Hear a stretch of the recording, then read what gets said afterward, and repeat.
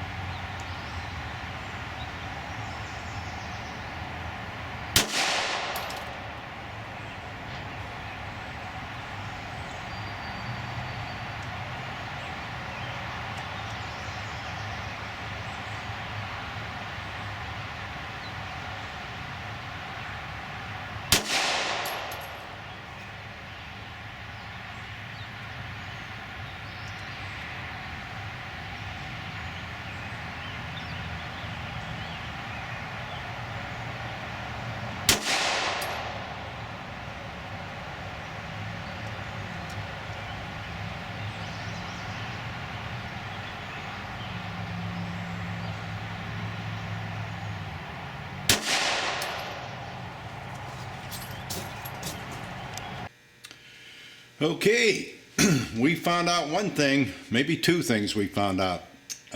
We found out that the Walther P99 can lay rounds right on top of each other, just like the PPQ. I showed you two different groups there because I wanted to really show you guys on how consistent these Walthers are at laying rounds on top of each other.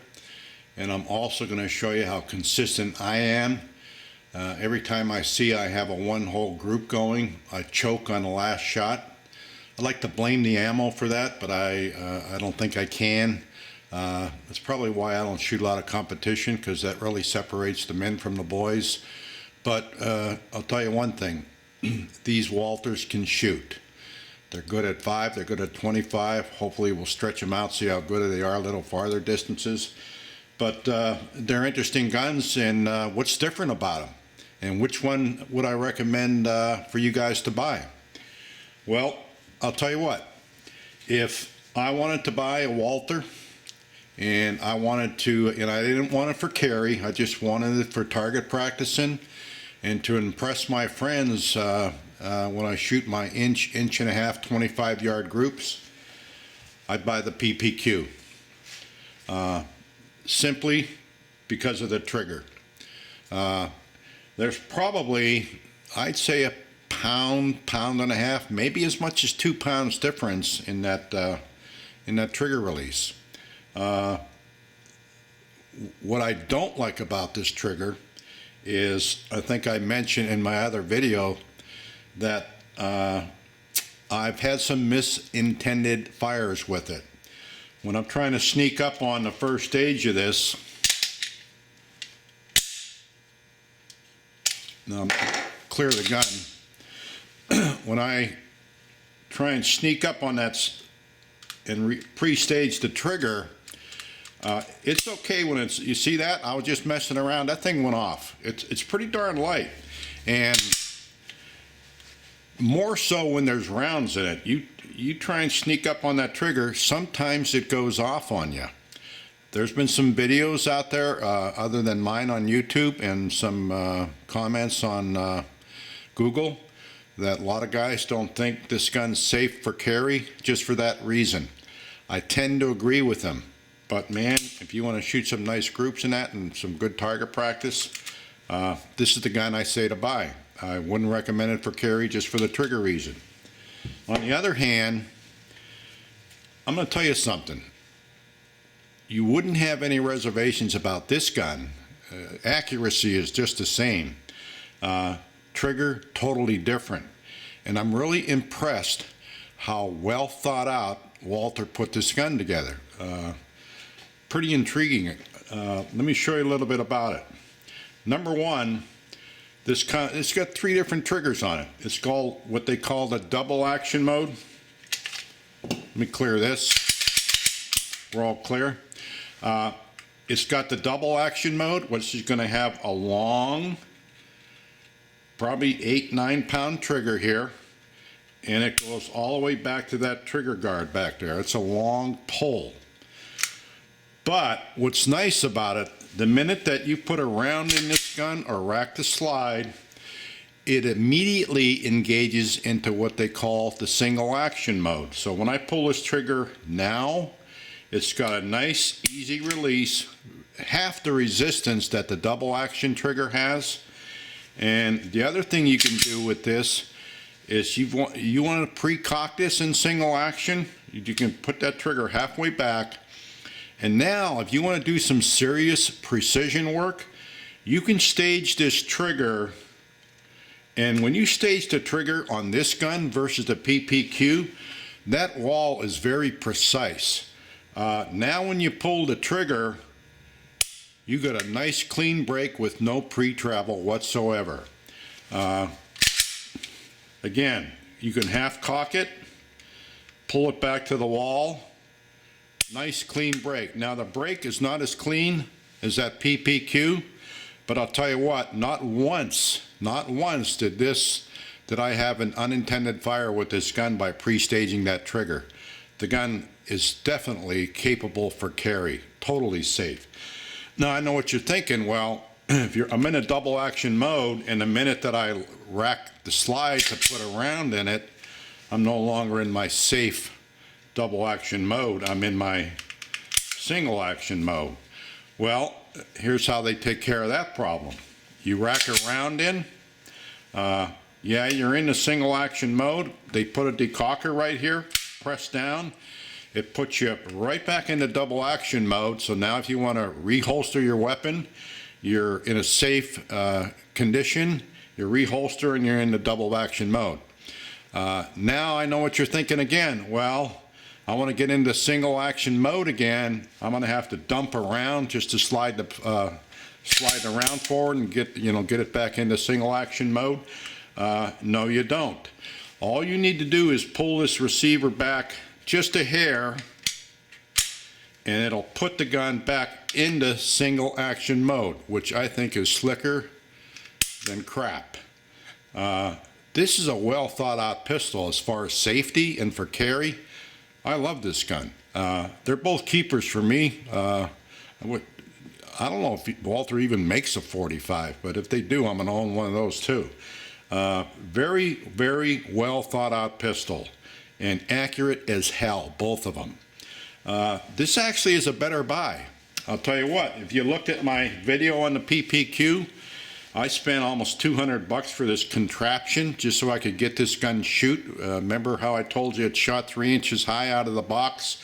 So I put this darn contraption on it. Well, hey, I'm going to save you guys some money.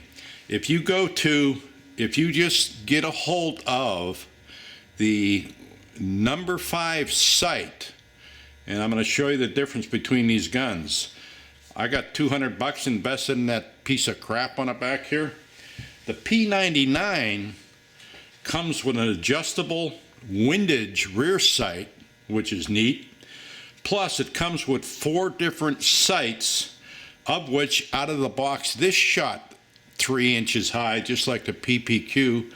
And that just blows my mind. Wouldn't the manufacturer just put a sight on where you're good from 0 to 25, dead nuts? I don't understand that.